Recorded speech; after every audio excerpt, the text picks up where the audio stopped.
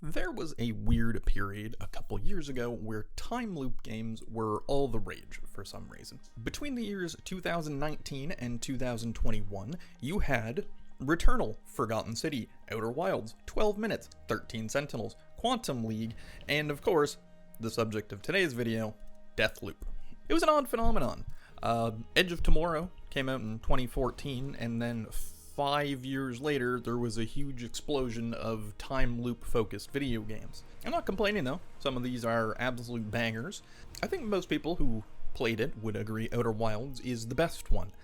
I'm not going to tell you anything about it though. Play it. Another one that stood out though was Deathloop. Because of all these other games, they were all indie projects. But Deathloop was different. It was a big budget AAA game made by Arcane Lion, the creators of Dishonored and Prey. No, not that one. Reception at the time was mixed. This game is a little bit divisive. If you asked me to give it a numerical score, I'd probably give it like a 7 out of 10, but not because it's okay. It's not a good but not great game. It is simultaneously amazing and terrible. So, with all that being said...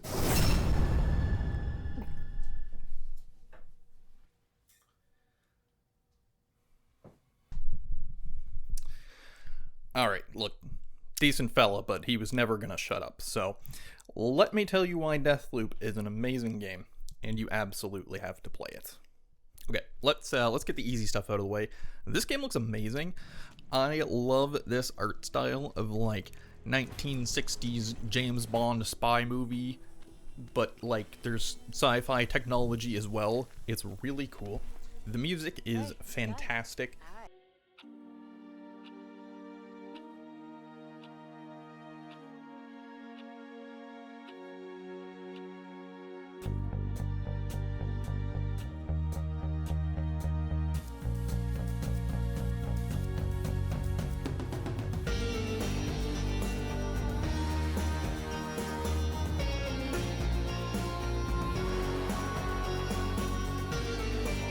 Please don't copy strike me, Arcane. The game starts in rather dramatic fashion, with you getting stabbed in the chest multiple times. I don't know if you just give me a second. Oh, you're not even trying. Oh, lady, I have no idea. That is at least a compelling intro, my goodness. Oh, what was that? It's all just a bad dream. Don't worry about it. Very quickly, not just a bad dream. As you begin to stumble down the beach, weird floating words start to appear in front of you. Seemingly written by you, maybe? Or at least somebody who knows you very well. Oh yeah, you have complete amnesia, by the way. Don't even know your own name. Who am I? My name? Son of a fuck! What the fuck's my name? But somehow, you do know immediately how to properly handle and assemble a firearm. You also find this strange thing called the hackamajig that you seem to have constructed because you know how to use it. And there's a postcard on it, but get rid of that. And then the lady who stabbed you calls you on the phone. Her name is Juliana, and you clearly have some sort of history. And she kind of tells you what's going on, but not really. And she leads you into a library, and she distinctly tells you not to pull the lever. All right, I'm in the library. Whatever you do, don't pull the lever. Wait, what? Hello? Shit.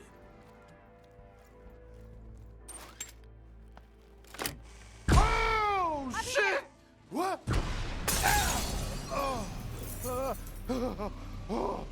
Oh, you always fall for the same old shit. Just once, please. Can you try your hardest to make this interesting? Whoa. What the fuck is this? Carnices! Ooh, you're gonna give me that attitude? You know, I usually make it easy for you, you ungrateful prick. But this time I'll let you see yourself out. Yup, we dated. She's not very nice sometimes. Look, if you don't try to break the loop, I'm just going to kill you over and over again in increasingly violent ways. When this is over, you realize two things. First of all, your name is Colt, and second, you are stuck in a time loop. and thus your mission is set. Break the time loop. But, how do you do that? The most creative part of this game, I think, is the time loop itself. Rather than most time loop games, which focus on some sort of grand mystery of, you know, how does the time loop work? How do I stop it? Blah, blah, blah. It's revealed pretty much immediately how you stop it. You have to kill 8 visionaries. This time loop was created on purpose by some scientists and some other people, and the way that it works is, you know, fantasy science stuff. The time loop is essentially ran by 8 individuals called the visionaries, and the only way to break it is to kill all 8 of them before the day resets. They did this because they basically wanted to have one big endless party forever. I mean, all the power to them, I guess. This is so fun to me. It's not philosophical, it's not about solving puzzles, it's about planning 8 high-profile political assassinations in a row. I think that's super neat. And, being a pretty big budget game made by a pretty big studio, this game had the budget to make gameplay that could back that up. Deathloop is a first-person shooter, obviously, if you're looking at the screen at all, and it's clearly made by the people who made Dishonored. It's got a lot of that kind of flair to it. The guns themselves feel very satisfying to use, especially the 4-pounder. That thing hits like a Mack truck.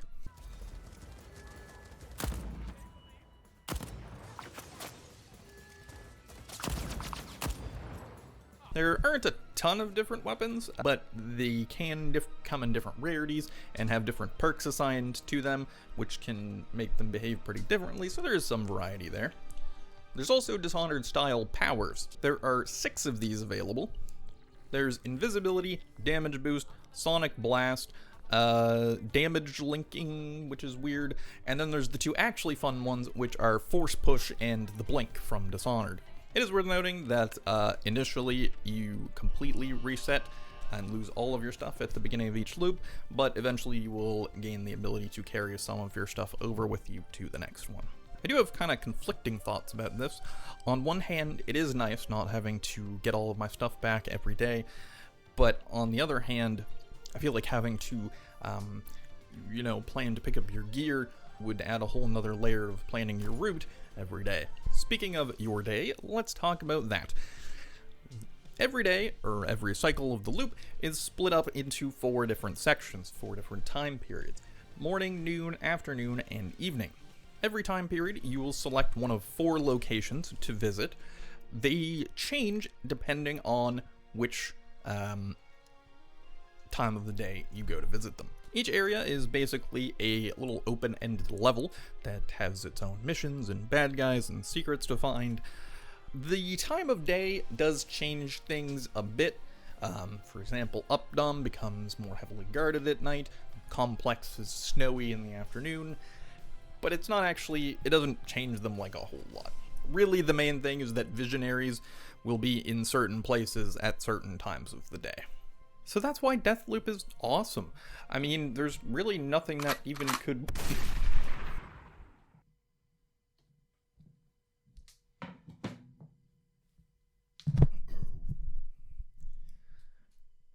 Deathloop is a terrible video game, and now I am going to tell you why you absolutely should not play it. First, this game is very small.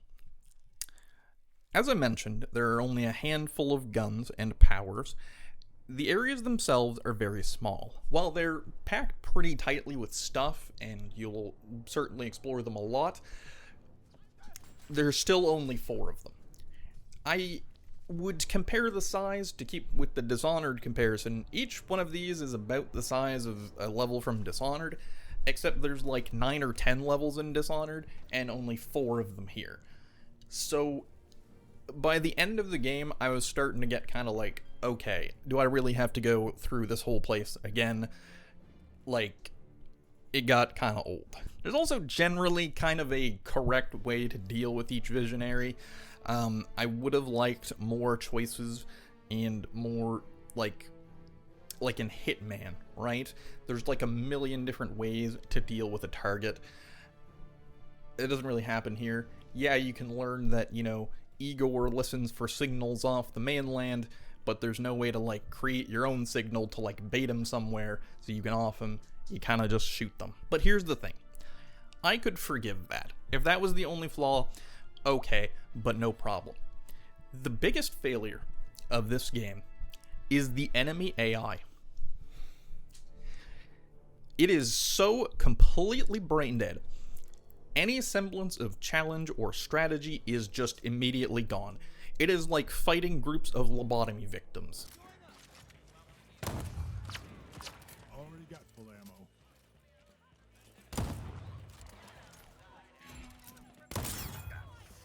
You gun!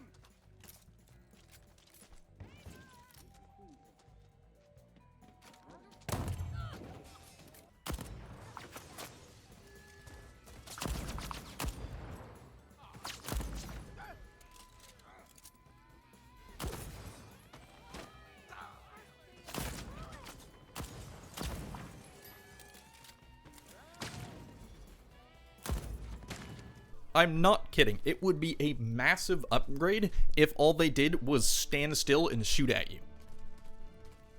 That would be tremendously better.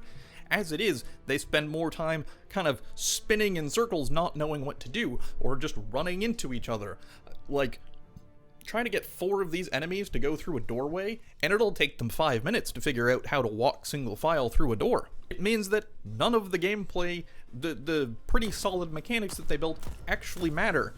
It's just really boring and easy. If you want to play it full stealthy, it's fine, but it's not really a stealth game. Like, okay, it's one of those, like, immersive sim play it your way kind of games, but Colt is like big, beefy, leather jacket wearing, gun toting captain of the guard. He's not Corvo. But here is the reason for the title of this video. I've told you that the game, it's an interesting concept with some cool art and some pretty good gameplay let down by AI. It sounds fine, right? Mediocre. But the thing with Deathloop is that this game might genuinely have the best dialogue I've ever heard in any video game ever. Yeah, what? Very impressive. I'm clapping with one hand. Don't stop there. Put them both together. The body count is gonna get high. You got me and a few others, but you really want to kill everyone on the island? Not efficient. You start to feel kind of bad. I feel fantastic. Thanks for asking. And if you try that ambush shit again, expect the same outcome. Yes, welcome back. I swear, the writing is so sharp and funny, especially Colt and Juliana. Every single line that those two say is absolute gold. We used to be friends, Colt. Can't you read? Oh, so that's why you told everyone to kill me. But I'm the only one talking to you. So what does that tell you? That I hang out with the wrong people. How does it feel to be dead? At least I left a pretty corpse. Next time, focus less on the outfit and more on your situational awareness. What the fuck? No wonder she hates me. She misses all my best material. But everything else is excellent too. The visionaries are all great. They're all really unique and have their own personalities and motivations for doing what they did. Even the random, henchmen have shockingly good conversations if you just stand still and listen to them for a minute. Hey, guys, I have top secret information. Okay, what is it? I said it was top secret. Spill it, asshole. Okay. The best place to see the fireworks is next to the stage. That's it. That's all you've got? Please die. They injected these random goons with so much humor and personality for no reason, but I appreciate it. And the thing that frustrates me so much is that that's the hard part. How many hundreds or thousands of video games come out every year, and how many of them are genuinely really well written, from the story to the characters to the dialogue? 3. There's so many games that have solid gameplay, and you play them for a bit and then you'll probably forget they exist. But the true masterpieces of gaming are the ones that have okay, so there's like two categories. There's the ones that where the gameplay is so exceptional it carries it all on its own, like, you know, Doom or Armored Core. But most of the video games that we think of as all-time greats are the ones with amazing writing and solid gameplay. That's like, you know, it's pretty fun. Nothing special though.